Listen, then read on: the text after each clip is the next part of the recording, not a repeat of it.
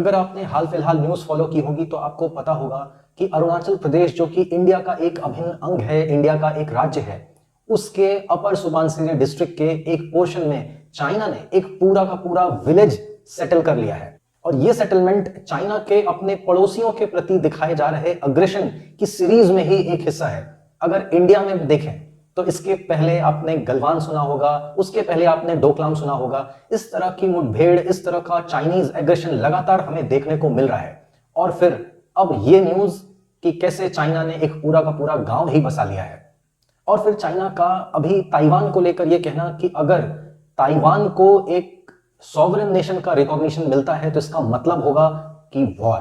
तो चाइना का ये बढ़ता हुआ एग्रेशन, आखिर इसके पीछे वजह क्या है और ये कहां तक जाएगा, इसका आगे चल के इंपैक्ट क्या होगा, इन्हीं सबको ध्यान में रखते हुए हमने किया है ये एनालिसिस, जो कि इस वीडियो में आगे आपको देखने को मिलेगा।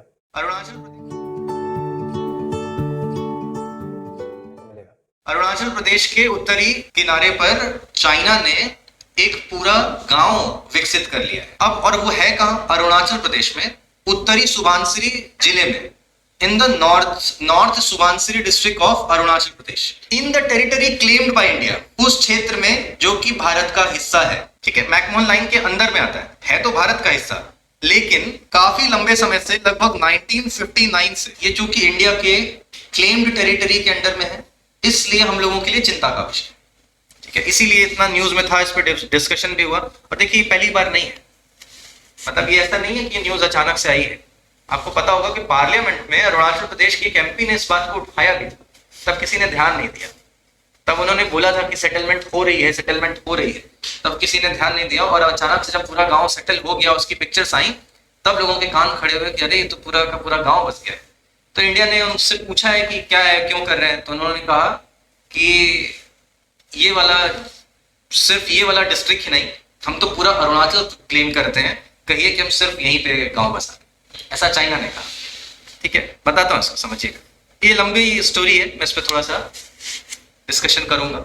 आप जानते होंगे चाइना के विषय में, चाइना कुछ इस तरह से है, तो उनकी यहाँ पे एक लाइन ऐसे, और उसके इस साइड में उनकी 94% पॉपुलेशन रहती है, इस साइड में 6% पॉपुलेशन रहती है। इधर इनफैक्ट कोई रहता ही नहीं।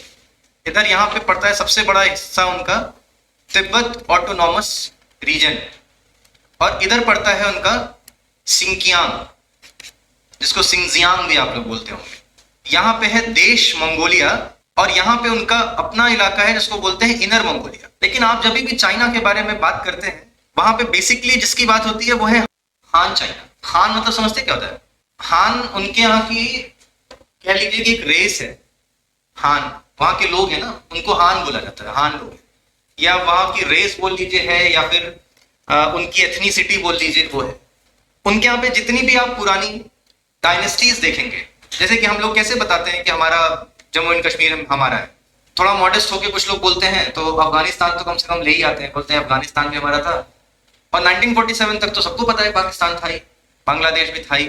ठीक है, कभी नेपाल रहा नहीं रहा, कभी आता रहता था, कभी जाता। तो ये सब चीजें कैसे तय होती हैं? कभी लोग, आपने सुना होगा, अमित शाह जी के मुंह से आपने सुना होगा, वो ब्रह्मदेश बोलते हैं म्यांमार को, सुना है? सुनिएगा, पार्लियामेंट में उन्होंने कभी भी म्यांमार का जिक्र किया है तो म्यांमार शब्द नहीं, उसके ब्रह्मदेश बोला, क्योंकि पुराना जो हम लोगों के जो डॉक्यूमेंट्स हैं, उस समय उसको ब्रह्मदेश बोला।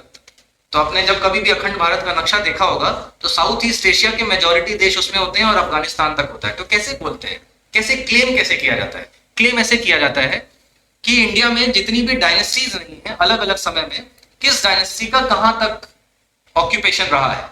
अगर मान लीजिए किसी और डायनेस्टी का ऑक्यूपेशन रहा है अफगानिस्तान तक, तो उसको शामिल कर लिया। किसी डायनेस्टी का ऑक्यूपेशन रहा साउथ ईस्ट एशिया तक, चोला एम्पायर का था ना, तो उनको भी शामिल कर लिया उसमें, उसको मिला के बना दिया अखंड भारत। अब ये क्लेम करते हैं। इसी तरह से चाइना है। चाइना क्या बोलता है कि हमारी जितनी भी डायनेस्टी जब जब जहां जहां तक वो रही वो सब हमारा है। तो मेजॉरिटी, सबसे ज्यादा लंबे समय तक अगर देखा जाए तो उनका जो ऑक्यूपेशन रहा है वो इसी इलाके पर रहा है, यही उनका मेन इलाका है। अभी लास्टली उनके यहाँ जो एक बड़ी डायनेस्टी थी उसको टैंग डायनेस्टी बोलते हैं। टैंग डायनेस्टी के टाइम पे उनका ये सब कुछ था, बात सही है।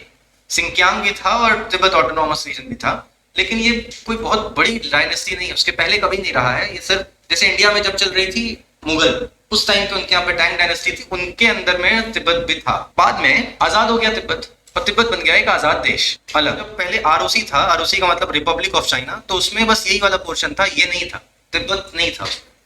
बाद में जब पीआरसी बना, माओ जेडोंग ने कहा कि जो पुरानी हमारी जितनी भी डायनेस्टीज का हिस्सा था वो सब हम वापस से अपने बाउंड्री के अंदर में शामिल करेंगे। तो उन्होंने तिब्बत के ऊपर सबसे पहले कब्जा कर लिया। माओ जेडोंग लेकिन इतने पे नहीं रुकते थे।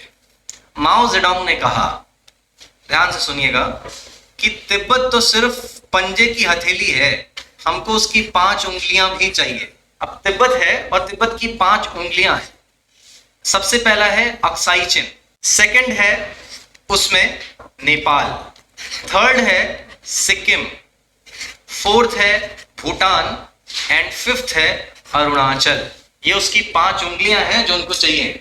इसी को तो बोला जाता है ना कि इंपीरियलिज्म। इसी का जाके जब मोदी जी शुरू में जापान गए थे, फर्स्ट टाइम जब जापान गए थे, जापान में जाके उन्होंने एक स्टेटमेंट दिया था कि आजकल कुछ देश हैं जो कि अभी भी फर्स्ट वर्ल्ड वॉर और सेकेंड वर्ल्ड वॉर के हैंगओवर से बाहर नहीं आए हैं। मतलब ये शब्द नहीं यूज किया था उन्होंने, मैं बता रहा हूँ कि उससे बाहर नहीं आए हैं, आज भी वो उसी दौर में जी रहे हैं और आज भी उसी साम्राज्यवादी मानसिकता के साथ में जी रहे हैं। और उनको लगता है कि वैसे ही चीजों के ऊपर, जगहों के ऊपर कब्जा करने से वो उनका हो जाएगा।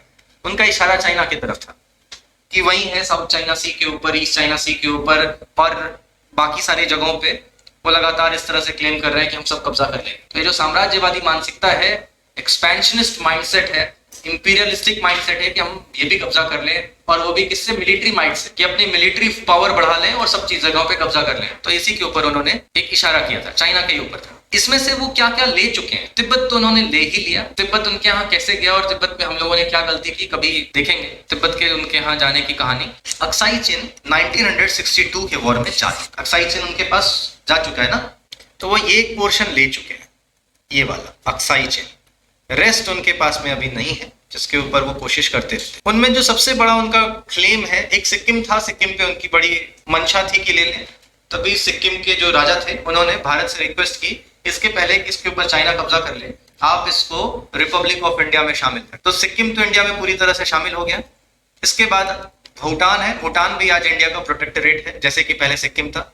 नेपाल एक सॉवरेन नेशन है, देखते हैं उसके साथ में क्या होता है। वो कभी इंडिया कभी चाइना की तरफ झूलता रहता है। लेकिन जहां तक बात अरुणाचल की है, उसके ऊपर हम लोगों को देखना। अब जो चाइना का बॉर्डर है, मैंने बताया 3488 किलोमीटर इंडिया चाइना का बॉर्डर, ये 3 हिस्सों में डिवाइडेड है। First is western borders, second is middle region, third is eastern borders. जो वेस्टर्न बॉर्डर्स हैं ये सबसे लंबा है, लगभग 2152 किलोमीटर। जो मिडिल रीजन है वो सबसे छोटा है, 625 किलोमीटर का है। और जो ईस्टर्न है, जो ईस्टर्न रीजन है, वो 1140 किलोमीटर का है। मन में आ गया? देखते हैं इसको। ईस्टर्न बॉर्डर जो होगा वो कहां से कहां तक होगा? ईस्टर्न बॉर्डर यहाँ पे पड़ेगा, जहां जहां चाइना है। वेस्टर्न बॉर्डर ये पड़ेगा इस जगह। आज समझ में आ रही है? इसके बाद जो मिडिल रीजन पड़ेगा, मिडिल रीजन वो पड़ेगा हिमाचल प्रदेश और उत्तराखंड, ये वाला। एंड फाइनली जो हमारा ईस्टर्न बॉर्डर है वो पड़ेगा, थोड़ा सा सिक्किम भी तो है कि नहीं, एंड अरुणाचल। ये इंडिया और चाइना के बीच में बॉर्डर है 3। अब यहाँ पे जो देखने वाली बात है ये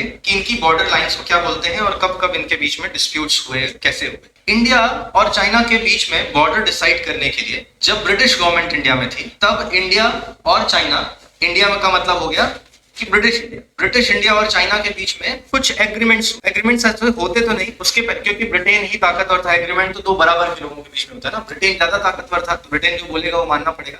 तो ब्रिटेन ने ही बाउंड्री डिसाइड करने के लिए वो बाउंड्री कमीशन बनाया। बाउंड्री कमीशन जिनके नाम पे, जिनकी अध्यक्षता में बनता है, जिनकी लीडरशिप में, जिनके चेयरमैनशिप में, उसी के नाम पे उस कमीशन का नाम पड़ जाता है। जैसे कि आपने सुना होगा कि इंडिया और पाकिस्तान के बीच में जो लाइन है उसको क्या बोलते हैं? रैडक्लिफ लाइन ना, रैडक्लिफ लाइन। क्यों? क्योंकि जो बाउंड्री कमीशन था उसके अध्यक्ष थे मिस्टर रैडक्लिफ, तो उन्हीं के नाम पे पड़ गया कि रैडक्लिफ लाइन। ऐसे ही इंडिया और अफगानिस्तान के बीच में जो बॉर्डर बनाया गया था वो मिस्टर डूरेंट की अध्यक्षता में बनाया गया था, तो उसको डूरेंट लाइन बोलते हैं। तब वो इंडिया और अफगानिस्तान के बीच में बॉर्डर था, और आज वो पाकिस्तान और अफगानिस्तान के बीच में बॉर्डर है। इंडिया और अफगानिस्तान के बीच में जो 106 किलोमीटर का बॉर्डर है वो भी डूरेंट लाइन से ही आता है ना, उसी के अवशेष है, उसी का वो है रेसिड्यू कह सकते हैं। अब देखते हैं कि इंडिया और चाइना के बीच में बॉर्डर डिसाइड करने के लिए खासकर से ये वेस्टर्न रीजन जो मैंने बताया, यानी कि अक्साई चीन और लद्दाख में, वहां पे 2 बाउंड्री कमीशन बनाए गए अलग अलग। ईस्टर्न वाले रीजन, सॉरी वेस्टर्न वाले रीजन में, क्यों ऐसा, वेस्टर्न वाले रीजन में 2 बार अलग अलग बाउंड्री कमीशन बनाए गए। सबसे पहला बाउंड्री कमीशन था, वो था जॉनसन्स लाइन। जॉनसन्स लाइन ये आपके मेंस पॉइंट ऑफ व्यू से बहुत ही ज्यादा इंपॉर्टेंट है, जो भी डिस्कशन हम लोग कर रहे हैं, और प्रीलिम्स के पॉइंट ऑफ व्यू से भी।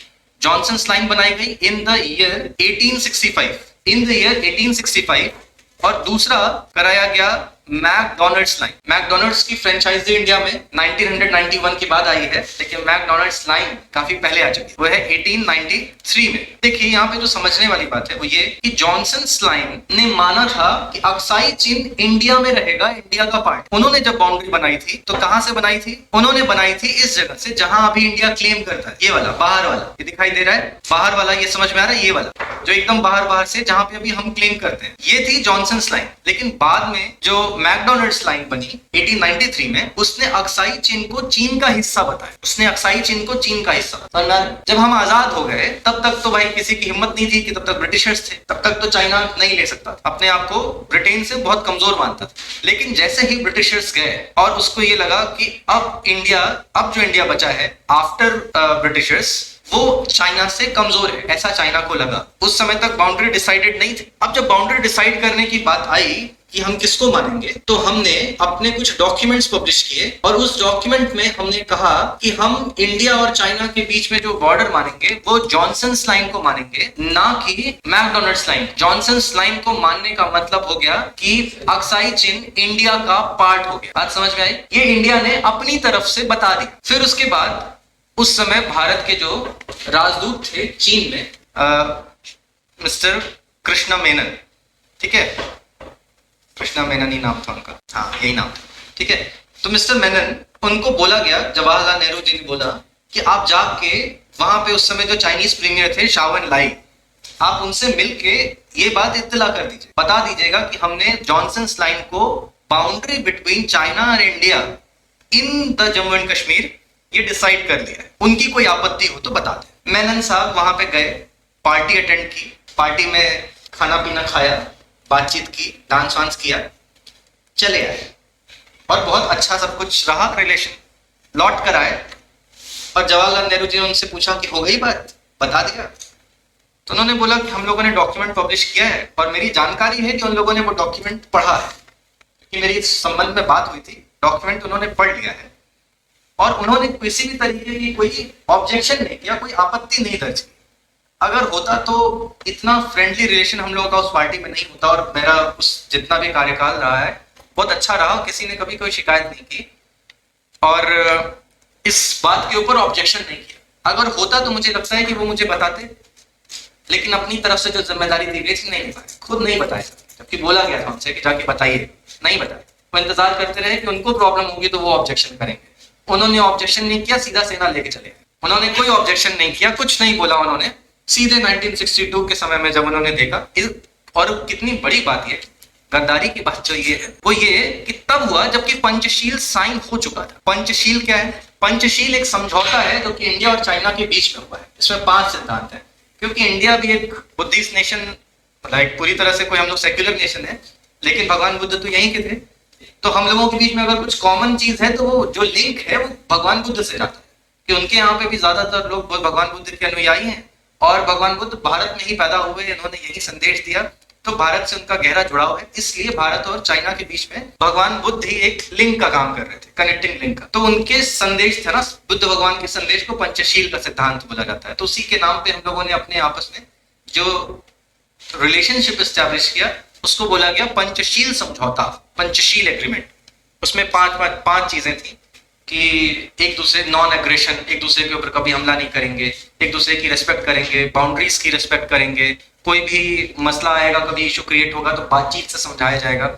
इस तरह की सारी चीजें बोली गई। इसका एग्जैक्ट मैं कल बता कौन कौन से उसमें 5 उसके पिलर्स हैं पंचशील के, वो बता दूंगा। तो पंचशील साइन हो चुका था, बात हो चुकी थी कि एक दूसरे को नॉन एग्रेशन होगा, कोई भी प्रॉब्लम आएगी, कोई इशू क्रिएट होगा तो बातचीत से सॉल्व किया जाएगा, इस तरह की बातें हुई थी। उसके बाद भी, और तब जबकि मैंने आपको बताया था ना वो P5 में जगह किसको मिली हुई थी? आरओसी को मिली हुई थी, सिक्योरिटी काउंसिल में आरओसी को जगह मिली थी। आरओसी बदल के पीआरसी हो गया, तो सारे वेस्टर्न नेशन बोल रहे थे कि पीआरसी को हटाओ, अब इंडिया को लाओ। इंडिया ने अपनी जगह पीआरसी को जगह दिलाई। जवाहरलाल नेहरू पूरी दुनिया भर में घूम घूम के वकालत की पीआरसी के लिए, मतलब वो पेशे से भी वकील थे, है ना, और पूरी दुनिया में अब उनका जो वकालत का क्षेत्र था वो बढ़ गया। पूरी दुनिया में घूम घूम के उन्होंने उनके लिए एडवोकेसी की और बोला कि नहीं, वहां पे जो जगह मिली हुई थी वो चाइना की जनता को मिली हुई थी, और अब चाइना की जनता की जो रिप्रेजेंटेटिव है, जो सरकार है, वो पीआरसी है, ना कि आरओसी। पीआरसी को जगह मिलनी चाहिए। ये दो बड़े फ्रेंडली जेस्चर्स इंडिया दिखा चुका था।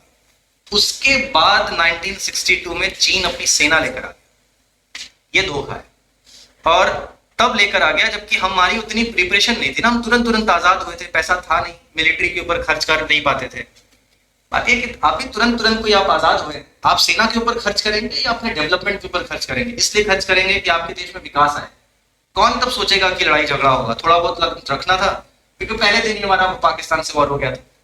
15 अगस्त 1947 को आजाद हुए, अक्टूबर 1947 में लड़ाई शुरू हो गई हमारे वेस्टर्न बॉर्डर्स पर पीओके को लेके। ये पीओके कैसे गया? ये वाला इलाका पूरा था ना हमारा, ये वाला 1947 में ही इन्होंने कब्जा कर लिया, और इंडिया की सेना उनको पीछे खदेड़ रही थी। तो जवाहरलाल नेहरू ने बोला कि हम इस बात को यूएनओ लेकर जाएंगे, जो जहां तो वो बात आ गई कि वो करने की, स्टेटस को मेंटेन करना। तो जो सेनाएं जहां थी वहीं रुक गई, तो जहां रुकी हैं उसी को एलओसी बोलते हैं। ये है एलओसी, लाइन ऑफ कंट्रोल, और इंडिया और चाइना के बीच में है LAC, line of actual control. इधर है लाइन ऑफ कंट्रोल, इधर है लाइन ऑफ एक्चुअल कंट्रोल। समझ में आ रहा है? हाँ, एलएसी यही जहां पे एक्साई चीन का बॉर्डर है, ये वाला, ये जो मैंने ब्लू रंग में पहले बनाया था। तो वो अपनी सेना लेकर आ गए और ये वाला हिस्सा कब्जा कर लिया। समझ में आ रहा है? चला, तो वही बता रहा हूँ कि अब जब देश आजाद हुआ था, ये एक वॉर हुई थी, तो थोड़ा बहुत तो मिलिट्री प्रिपेयर्डनेस हमको चाहिए थी, लेकिन तब आप जान रहे हैं कि एकदम ही पैसा नहीं था।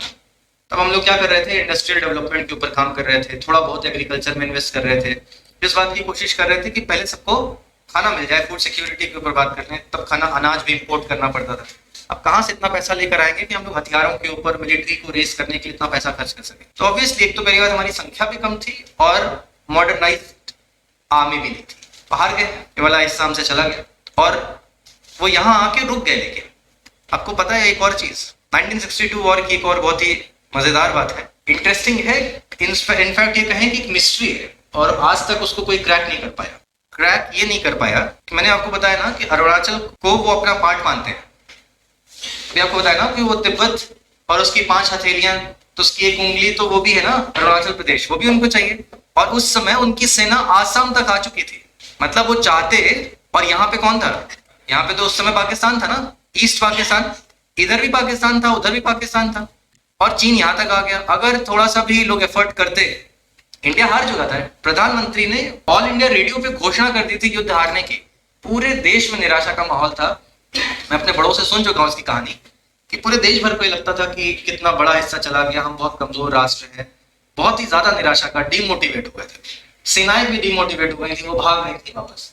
बहुत बड़ी टुकड़ी, कुछ लोगों ने अपनी इंडिविजुअल लेवल पे जितनी हिम्मत दिखानी थी दिखाएं, लेकिन टॉप लेवल से बयान आ गया था कि भाग सकते तो भाग लो, जो करना कर लो, हम हार चुके। ये था, तो सारे लोग तो भाग कर आ रहे थे पीठ दिखा के। और चाइनीज ये डिब्रूगढ़ आसाम तक आ चुके थे, गुवाहाटी तक आ चुके थे, यहाँ तक। उस समय आप अगर आप देखेंगे एक प्रधानमंत्री नाम की सीरीज बनी, देखा है? एबीपी न्यूज पे एक प्रधानमंत्री नाम की सीरीज बनाई गई थी 2012-13 में शायद। वो देखिएगा, उस इसी सब का नाट्य रूपांतरण उसमें दिखाया, बहुत अच्छा। आप देखेंगे तो उसमें दिखाया है कि कैसे इंडिया के जो बैंक के ऑफिसर थे, वहां पे भी बैंक तो था ना, एसबीआई वगैरह, वो लोग नोट जला रहे थे कि अगर चाइना के हाथ में ना लग जाए, कोई हमारे बड़े एसेट ना चले जाए, तो सब कुछ उन्होंने डिस्ट्रॉय करना शुरू कर दिया था, ये सोच के कि पूरा नॉर्थ ईस्ट अब हमारे हाथ से गया।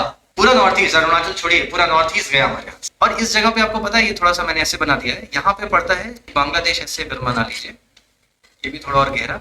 इस जगह पर पड़ता है, इसको बोलते हैं चिकन स्नेक। ये जो जगह है ना, सिलीगुड़ी कॉरिडोर, चिकन स्नेक बोला जाता है, मुर्गी के गर्दन के जैसा, बहुत ही पतला है। हमारा नॉर्थ ईस्ट से एक्सेस एक जगह तो ऐसी आती है जहां पे कि सिर्फ नहीं इतना भी नहीं है, 20-25 किलोमीटर, ठीक है, 20-25 किलोमीटर भी बहुत ही कम है ना। 20-25 किलोमीटर भी क्या होता है? कुछ नहीं होता है। सिर्फ इतना बड़ा इलाका है और अगर पाकिस्तान और चाइना मिल जाते उस टाइम पे तो कभी भी ये हिस्सा काट के अलग कर सकते थे, पूरा नॉर्थ ईस्ट चला जाता, और जो कि 1962 में हमको लगा था। लेकिन चाइना यहां तक आने के बाद भी पूरा पूरा वापस चला गया। अरुणाचल प्रदेश जो कि हिस्सा अपना क्लेम करता था वो ले सकता था, वो भी नहीं लिया, सिर्फ अक्साई चिन्ह लेके छोड़ दिया और यहाँ पे वो वापस चला गया। एकदम पुरानी पोजीशन, एकदम ही पुरानी पोजीशन। यही बहुत बड़ी मिस्ट्री है। लोग सोचते हैं कि ऐसा क्यों किया, चाइना के मन में जाके झांक के देखिए कि क्या था, क्या चाह रहा था वो, क्यों ही छोड़ दिया। इसके ऊपर कुछ लोग ये भी बोलते हैं कि शायद वेस्टर्न नेशंस का दबाव था, एक ये रहा होगा। उस समय आपको पता होगा उसी टाइम पे एक क्यूबन क्राइसिस हुई थी, Cuban missile crisis between USSR and USA. तब यूएसएसआर ने यूएसए के बगल में एक देश है क्यूबा, वहां पे अपनी मिसाइल्स रख दी थी, और सीआईए को जब पता लगा और अमेरिका की इंटेलिजेंस ने जब इस बात को क्रैक कर लिया कि वहां पे किस मिसाइल है और वो भी न्यूक्लियर मिसाइल्स यूएसएसआर की रखी हुई है, तो उनके तो पांव तले जमीन खिसकने जैसी बात हो गई, क्योंकि इतने बगल में तो हिट करना बहुत आसान है ना, यूएसए तो एकदम टारगेट पे था। लेकिन खैर उसको किसी भी तरीके से डिप्लोमेटिकली सुलझाया गया। तो उस समय वो लोग वहां उलझे हुए थे। चाइना को शायद ये लगता था कि यही सबसे अच्छा अवसर है जबकि हम कब्जा कर सकते हैं भारत के ऊपर, ये अपना सब इलाका जो जो चाहते हैं सब ले लें। लेकिन जैसे ही वो लोग थोड़े उस वाले मसले से निकले बाहर, तो चाइना वापस चला गया। कहते हैं कि हो सकता है कि उसको ऑलरेडी उसने तिब्बत के ऊपर कब्जा कर रखा था और फिर ये सब भी ले लेता, तो वेस्ट का बहुत बड़ी नाराजगी झेलने को मिलती है उसको, इस वजह से उसने अपने कदम पीछे खींच लिए। लेकिन खींचता तो यहाँ से भी तो दोनों जगह से खींचता, एक ही जगह से क्यों खींचा? यही सब चाइना की मिस्ट्री है जो कि हम लोग समझ नहीं सकते। यहाँ पे एक रेखा बनाई गई थी जिसको बोलते हैं मैकमोहन रेखा। ऊपर का तो हम लोगों ने देख लिया। अच्छा, इंडिया और चाइना के बीच में जो डिस्प्यूट है, 3 बाउंड्री मैंने बताई आपको ना, 3 रीजन बताए इंडिया और चाइना के बीच में जो बॉर्डर है उसके, वेस्टर्न बॉर्डर्स, मिडिल रीजन और ईस्टर्न बॉर्डर्स। इसमें डिस्प्यूट कहाँ है? एक तो वेस्टर्न में है और दूसरा ईस्टर्न में है। मिडिल रीजन में कोई डिस्प्यूट नहीं है ना। अरुणाचल, उसमें कौन कौन से स्टेट आते हैं? हिमाचल और उत्तराखंड, दो। यहाँ डिस्प्यूट नहीं है। ईस्टर्न बॉर्डर्स पे डिस्प्यूट है। ईस्टर्न बॉर्डर की बाउंड्री डिसाइड करने के लिए जो लाइन बनाई गई, इट इज मैकमोहन लाइन। ये बहुत पॉपुलर है, आपने इसी का नाम सुना हो। ये 2 लाइन से जॉनसन और मैकडोनल्ड, जो कम लोग जानते। मैकमोहन लाइन तो आपने नाम सुना ही, ये बनाई गई थी। मैकमोहन लाइन ब्रिटिशर्स के टाइम पे बनाई गई थी और ये क्या क्लेम करती है कि NEFA is part of India. What is NEFA? NEFA is Arunachal Pradesh. NEFA पुराना नाम है अरुणाचल प्रदेश का। North east federal agency, north east frontier agency, north east frontier agency, ये उसका पूरा नाम है। अच्छा, फ्रंटियर्स क्या होते हैं? फ्रंट लाइन या फ्रंटियर्स सुना होगा आपने। दो, देखिए पहले क्या होता था, इतना बड़ा अगर दुनिया है ना, इतनी बड़ी अगर दुनिया है, तो कुछ लोग यहाँ रहते थे, कुछ लोग यहाँ, कुछ लोग यहाँ, कुछ लोग यहाँ, कुछ लोग यहाँ।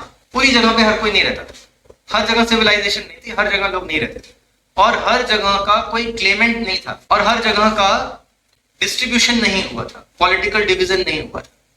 लेकिन आज की डेट में दुनिया की इंच इंच जमीन एक्सेप्ट फॉर अंटार्कटिका, वो किसी ना किसी देश के हिस्से में होगा ना, पता है ये बात? कोई जगह नहीं है, एक एक्सेप्शन है, उसको बाद में कभी बताऊंगा। अब अफ्रीका में किसी को पता नहीं था, कोई क्लेमेंट नहीं था, तो एक लड़का था इंडिया का, गूगल मैप में काम करता था, उसने देखा कि हर जगह पे कोई है, ये जगह पे किसी का कोई क्लेमेंट नहीं है, किसी देश के अंदर नहीं आती है जगह, रेगिस्तान है, सहारा डेजर्ट में। तो वो गूगल में, कैलिफोर्निया में काम करता था, पैसे अच्छे थे उसके पास में, वो वहां से आया वो जगह को क्लेम करने के लिए। उसने वो बाउंड्री बना के क्लेम कर ली कि ये मेरा देश है। बहुत छोटा सा इलाका है। उसने वो सोचा कि कोई किसी का क्लेम नहीं है तो मेरे नाम पे एक देश हो जाएगा कम से कम, उसने वो बना लिया। ठीक है, तो पता नहीं, मुझे नहीं पता। अरे उसको मान्यता थोड़ी मिली, उसके बोलने से थोड़ी हो जाएगा। यूएनओ, हाँ, और यूएनओ रिकॉग्निशन थोड़ी। मैंने बताया ना, स्टेट बनाने के लिए 4 चीजें चाहिए, बाउंड्री चाहिए, पॉपुलेशन चाहिए, गवर्नमेंट चाहिए और सोवरेनिटी चाहिए। पर दूसरी चीज नहीं उसके पास में। मान लीजिए बाउंड्री तो बना ली, पॉपुलेशन कहाँ से लाएगा रहने के लिए? कौन रहेगा रेगिस्तान में? नहीं तो अगल बगल के लोग रह ना रहे होते वहां पे। खैर, तो पहले ये चीजें नहीं होती थी। अभी क्या है, आप जानते होंगे कि अगर कोई 2 देश है, उनके बीच में बाउंड्री होती है। पहले बाउंड्री नहीं होती थी, लोग, कुछ लोग इधर रह रहे होते थे, कुछ लोग इधर, इनके बीच में एक बड़ा एरिया होता था जो कि खाली होता था, ना ये जाते थे ना ये जाते थे, उसको बोलते थे फ्रंटियर। फ्रंटियर का मतलब होता है 2 सिविलाइजेशंस, 2 देशों, रहने वाले देशों के बीच में एक वो इलाका जहां कोई नहीं रहता, नो मैंस लैंड, या फिर आदिवासी रहते, खाली इलाका। जैसे कि इंडिया और चाइना के बीच में पूरा हिमालयन रीजन जो है वो नो मैंस लैंड है, कौन रहेगा वहां पे? इसी तरह से इंडिया और म्यांमार के बीच में नॉर्थ ईस्ट के जंगल, वो पूरे सब फ्रंटियर थे। ऐसे ही इंडिया और अफगानिस्तान के बीच में जो पेशावर का इलाका था, जिसको आज पाकिस्तान में खैबर पख्तूनख्वा बोलते हैं, वो भी नॉर्थ वेस्ट फ्रंटियर प्रोविंस था उनका। अभी भी वो लोग बोलते ही हैं उसको, नॉर्थ वेस्ट फ्रंटियर एरिया अभी भी है वहां पे। वो उनका यूटी है, यूनियन टेरिटरी उनका, वो है उनके आज भी। इसको क्या बोलते हैं, फाटा फाना, फाटा बोलते हैं, federally administered tribal area Pakistan में, ये अभी भी है, उनकी यूटी है ये। तो ये था फ्रंटियर। बात समझ में आ रही है? अब क्या बनाए जाते हैं, बाउंड्रीज बनती हैं, अब फ्रंटियर्स नहीं बनते। अब सारी सब फ्रंटियर्स भी अब लोगों ने कब्जा करके, इधर के लोगों ने भी, इधर के लोगों ने भी करके अब इसको बाउंड्री में कन्वर्ट कर दिया। मैकडोनल्ड्स लाइन ने क्या बोला कि NEFA is part of India, लेकिन चाइना क्या बात बोलता है, चाइना बोलता है कि मैकमोहन लाइन हम नहीं मानते, पूरा अरुणाचल हमारा। तो मैंने क्या बताया कि जब ये सब कुछ हो रहा था ना 1959 में, आज की बात नहीं है, 62 के युद्ध की भी बात नहीं है, 62 के युद्ध के भी पहले 1959 में चाइना ने एक टेरिटरी है यहीं जहां पे भी गांव बसाया है, वो वहां पे उस पर कब्जा कर लिया था। और चूंकि उसी समय इंडिया ने साइन कर लिया पंचशील, तो पंचशील में नेहरू जी, बताया ना, नेहरू जी बड़े उदार नेता थे। वो कोकोस आइलैंड निकला इंडिया और म्यांमार, अंडमान और म्यांमार के बीच में, तो वो दे दिया म्यांमार को, ठीक है। तीन बेरोबारी, ठीक है, हाँ वो दे दिया। इस तरह से वो देते रहते थे। तो 1959 में ये वाला जो इलाका था, जब चाइना ने उसके ऊपर कब्जा कर लिया, तो उस टाइम पे भी पंचशील साइन करने के टाइम पे उन्होंने दे दिया, बोला ठीक है कोई बात नहीं, हम करेंगे क्या, वहां पे जंगल ही है, कोई रहता है नहीं हमारा। तो इंडिया की आर्मी ने पेट्रोलिंग बंद कर दी, और आज तक नहीं कर, क्योंकि उस समय नेहरू जी ने मना कर दिया था, तो हमने अपनी पोस्ट पीछे कर ली और आज तक नहीं करते। तो चाइना वहां पे है ऑलरेडी, लेकिन मैकमोहन लाइन के नीचे है वो, मैकमोहन लाइन के नीचे। इसका मतलब कि वो हमारे क्लेम्ड टेरिटरी के अंदर है। अगर हमारी ये क्लेम टेरिटरी है और वो जो एरिया है वो इधर ऐसे, इस पे वो चाइनीज पहले ही आ गए, और ये यहाँ पे बहती है वही वो सारीचू रिवर, वो जो सारीचू रिवर है वो इस तरह से बहती। सारीचू असल में वहां पे एक स्ट्रीम है, ठीक है। तो इसके इधर यहां तक वो लोग आ गए थे, इस बैंक तक। तो यहाँ पे उनका क्लेम था। 1959 में इंडिया ने मना कर दिया कि अब हम पेट्रोलिंग नहीं करेंगे। अब जाके क्या हो गया, वहां पे उन्होंने अपनी थोड़ी और लिमिट बढ़ा दी, अब गांव ही बसा लिया। क्यों गांव बसा लेते हैं, मिलिट्री पोस्ट से काम क्यों नहीं चला, मिलिट्री पोस्ट बनाए रखते। देखिए गांव बनाना किसी भी देश के लिए इसलिए इंपॉर्टेंट होता है, बाउंड्रीज पे खासकर से, क्योंकि ये आपकी आंख और कान का काम करते हैं। आपका क्लेम बढ़ जाता है अगर सिविलियंस रह रहे हैं, तो सेटलमेंट है। अगर देखिए मिलिट्री पोस्ट है तब तो बोला जाएगा कि नहीं नहीं, तो मिलिट्री के दम पे कब्जा करने की कोशिश कर रहे हैं। लेकिन अगर ह्यूमन पॉपुलेशन रह रही है, सिविलियन पॉपुलेशन रह रही है, तो आपका क्लेम किसी भी एरिया पे बढ़ जाता है।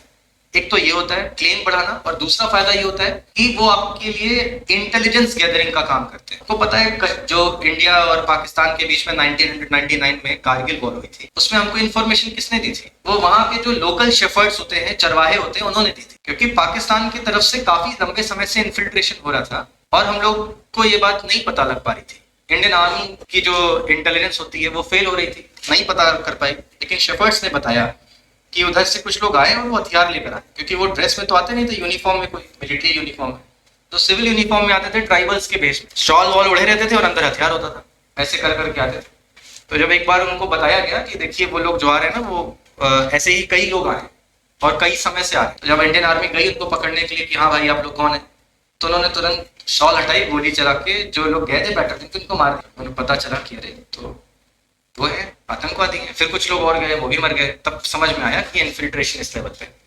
तो वो कौन हेल्प कर रहा है, वहां के लोकल लोग हेल्प कर रहे हैं। उसी तरह से उनके जो लोग हैं ना वो हेल्प करेंगे। ये इस पर्पज से चाइना ने इसको बढ़ाया, अपना क्लेम बढ़ाने के लिए और इंटेलिजेंस गैदरिंग, ये सब कुछ हो रहा है। अब देखिए हमारे लिए ये किस लिहाज से प्रॉब्लमेटिक है, क्योंकि चाइना की मंशा, पहली चीज तो ये कि वो पूरा का पूरा अरुणाचल प्रदेश हमारा क्लेम करता है, उसके नजदीक पहुंच रहा है। अगर वो कल को अपनी सेटलमेंट इसी तरह से आगे बढ़ाता रहा तो अरुणाचल, और अगर मान लीजिए अरुणाचल में वॉर होती है और अगर, हालांकि अब लेना बहुत मुश्किल है, अब इंडिया 2021 का इंडिया 1962 का इंडिया नहीं है, लेकिन अगर ले लिया तो हमारे लिए, और ये वाला जो सिलीगुड़ी कॉरिडोर है ना, आप जानते होंगे कि पाकिस्तान, चाइना को आपने देखा होगा अक्सर वो इस इलाके में भी बहुत कुछ कर रहा है। ये जो डोकलाम हुआ था वो कहाँ है, डोकलाम यहाँ पे ना टाइगर वैली में, ये रहा।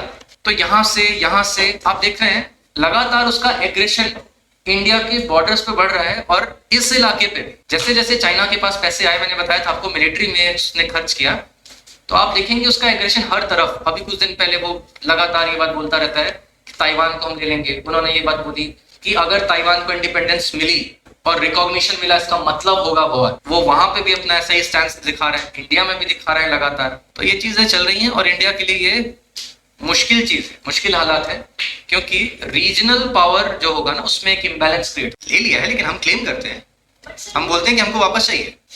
ऑफिशियली आप बता रहे हो, अनाउंस भी कर दिया था कि आप लोग हार चुके हैं, तब भी तो वॉर में हार गए थे, लेकिन इसका मतलब ये थोड़ी कि हम लेना भूल देंगे, लेना छोड़ देंगे। हार के भी लेंगे। हाँ और क्या, वो तो अभी है कि फिलहाल हमारी मिलिट्री कैपेबिलिटी नहीं है, अभी हम हार रहे हैं, तो ये बात बोली। लेकिन इसका मतलब ये थोड़ी कि हमने दे दिया। अगर किसी ने, मान लीजिए एक बात समझिए कि मेरा लैपटॉप आप मेरे ऊपर हमला करके मुझसे ले लें, तो मैं ये बात बोलूंगा कि ठीक है भाई, मैं अभी कमजोर था, आपने ले लिया, लेकिन जिस दिन मेरे पास कैपेबिलिटी आएगी मैं वापस नहीं लूंगा। ठीक है, देखिए क्या होता है ना, इस तरह की चीजें सेक्रीफाइस की जाती है, लेकिन नहीं कर सकते। क्यों? दो रीजन। पहली चीज तो एक नेशनल प्राइड की बात होती है, एक दो लोगों की बात नहीं होती है, 4-5 लोग 10-15 लोग मिलकर डिसीजन नहीं ले सकते। ये सब जो 135 करोड़ की इंडिया की पॉपुलेशन है, ये इन सब के नेशनल प्राइड की बात है, राष्ट्रीय गौरव की बात है। राष्ट्रीय गौरव पे बहुत बड़ी चोट लगती है। अगर आपको कहीं सुनने को मिल जाता है कि इंडिया एक मैच हार गया, तो आपका कुछ लेना देना नहीं, आपको पैसे नहीं मिलते, जो जीतेगा उसको पैसे मिलेंगे। अभी उनको फ्लैट मिलेंगे, उनको 50 करोड़ रुपए मिलेंगे, खिलाड़ियों को क्या क्या होगा, उनको स्पॉन्सरशिप मिलेगी, उनको एडवर्टाइजमेंट मिलेगा, सब कुछ मिलेगा। आपको 1 रुपए का फायदा नहीं, इनफैक्ट आप खर्च कर रहे हैं अपना पैसा। ठीक है, टीवी का रिचार्ज करा रहे हैं, बैठ के देख रहे हैं, समय बर्बाद कर रहे हैं, सब कुछ कर रहे हैं, लेकिन इंडिया मैच हार जाता है, आपको दुख होता है। क्यों दुख होता है? क्योंकि आप राष्ट्रीय गौरव के पार्ट है, पार्ट ऑफ नेशनल। ठीक है, इंडिया जब वॉर हारी, मैंने बताया ना कि वो जहां जो लोग मरे थे, वो हो सकता है मेरे परिवार का कोई ना हो, लेकिन फिर भी लोग दुखी हैं। क्यों दुखी? अगर आपको पता चलता है कि पुलवामा में 34-35 जो 40 लोगों को मार दिया गया था सीआरपीएफ के जवानों को, जब वो मरे तो आपको दुख हुआ, आपके परिवार का हो सकता है कोई ना हो, लेकिन वो आपके राष्ट्रीय गौरव का पार्ट है। आपको लगा कि 125 करोड़ की जनता, इतना पावरफुल देश, और वो पिद्दी सा पाकिस्तान हमारे 40 लोगों को मार के और हम कुछ नहीं कर रहे हैं। मारो इन लोगों को।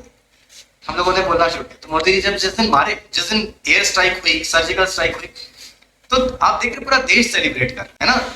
इससे मोटिवेशन डाउन होता है ना, अगर ऐसा कुछ होता है, आपको कहीं हार मिलती है तो आपके मन में टीस है, वो निकलेगी किसी ना किसी दिन। ठीक है, तो एक तो ये वजह है, और दूसरी चीज ये है कि मान लीजिए कि आप बोले कि चलो ठीक है रहने दो, तो दुनिया में क्या मैसेज जाएगा कि इंडिया एक कमजोर देश है, उससे अगर लड़के एक बार लैपटॉप ले लिया तो अगली बार आप मोबाइल भी ले सकते हैं।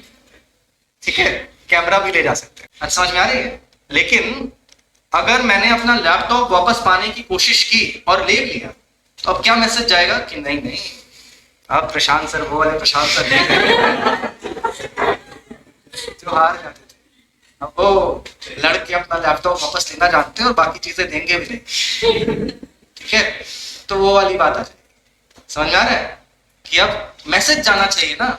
अगर मान लीजिए हमने अरुणाचल दे, मान लीजिए कि एक बार अरुणाचल दे, तो कल को क्या भरोसा है कि वो असम नहीं मांगेंगे, है ना? कल को क्या इस बात की गारंटी है कि वो सिक्किम वापस नहीं मांगेंगे, वो पूरा लद्दाख नहीं मांगेंगे? वो तो एथनिसिटी की बात करने लगेंगे, बोलेंगे कि हर कोई जो मंगोलॉइड जीन का आपके देश में रह रहा है वो सब हमारा है। मान लीजिए ऐसा बोलने लगे तो ये तो गलत है ना। उसको जो मिला है वो रहो, और ऊपर से भाई एग्रीमेंट से लेना हो कोई, जैसे कि बेरूपारी हमने दिया, कोकोस आइलैंड हमने दिया, तब की बात अलग है। ये वाला जो इलाका है, नेहरू जी ने आपको दे दिया और बोल दिया कि चलो ठीक है, हमारी सेना पेट्रोलिंग नहीं करेगी, चल रहा है।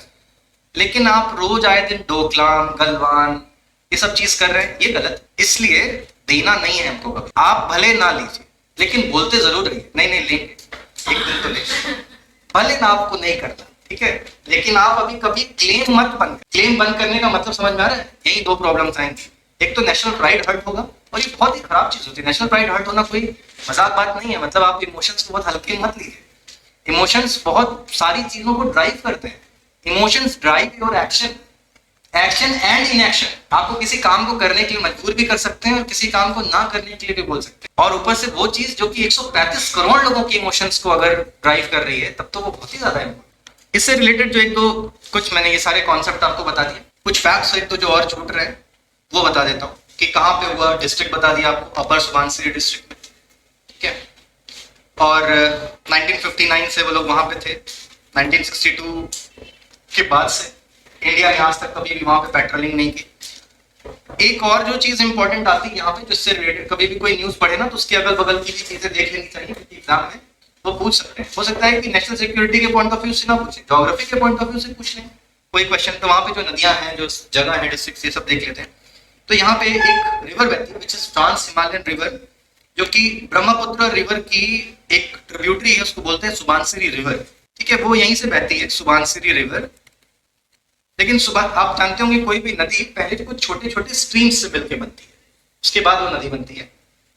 तो सुबानसिरी खुद में एक ट्रिब्यूटरी है जिसकी सहायक नदी है ब्रह्मपुत्र की, और 3 अपनी पहले की कुछ स्ट्रीम्स से मिलकर बनी है, जो कि प्रमुख स्ट्रीम्स है उनकी, 3 धाराओं से मिलकर बनी है। स्ट्रीम का मतलब धारा होता है। तो वो है लोकोंगचू। ये नॉर्थ ईस्ट की जो भाषा है ना, चू का मतलब रिवर होता है। ये जो हम लोग CHU लिख रहे हैं, चू, उसका मतलब रिवर होता है। तो लोकोंगचू, चायालचू एंड सारीचू। टी से शुरू होगा लेकिन सारी पढ़ते हैं, सारीचू। तो ये 3 स्ट्रीम्स मिलके बनेंगी सुबानसिरी रिवर, और ये सुबानसिरी रिवर जाएगी ब्रह्मपुत्र रिवर। और ये जो सुबानसिरी रिवर है, ये ट्रांस हिमालयन रिवर है, ये तिब्बत से आती है। तिब्बत के एक शेनान रीजन है, वहां से आती है। ठीक है, तो ये जितनी भी स्ट्रीम्स हैं, ये मिलके बनाएंगी सुबानसिरी रिवर, और सुबानसिरी रिवर मिलेगी ब्रह्मपुत्र रिवर। ये हो गया। अच्छा देखिए, मैं आपको चाइना का स्टांस आपको दिखा रहा था कि कैसा अग्रेशन है। ये एकमात्र गांव नहीं है जहां पे उन्होंने कोई सेटलमेंट बसाई। भूटान के अंदर भी उन्होंने ऐसे एक काम किया। भूटान में भी अभी कुछ ही समय पहले इन्होंने एक पांगडा नाम का गांव भूटान की बाउंड्री के अंदर 2-3 किलोमीटर अंदर बना लिया है। तो वो अकेले इंडिया में ही काम नहीं कर रहे हैं, भूटान में भी ये काम कर रहे हैं। ये वाले पॉइंट मैं ये बताया कि जैसे अभी अरुणाचल में आके उन्होंने एक अपर सुबानसिरी डिस्ट्रिक्ट में एक गांव बसा लिया है, उसी तरह से इसी के बगल में क्या है, भूटान है। भूटान में भी उनकी बाउंड्री के 2-3 किलोमीटर अंदर आके एक गांव बसा लिया, उस गांव का नाम फांगडा है। मैं आपको उनके कुकृत्यों को बता रहा हूं कि देखते रहिए क्या क्या कर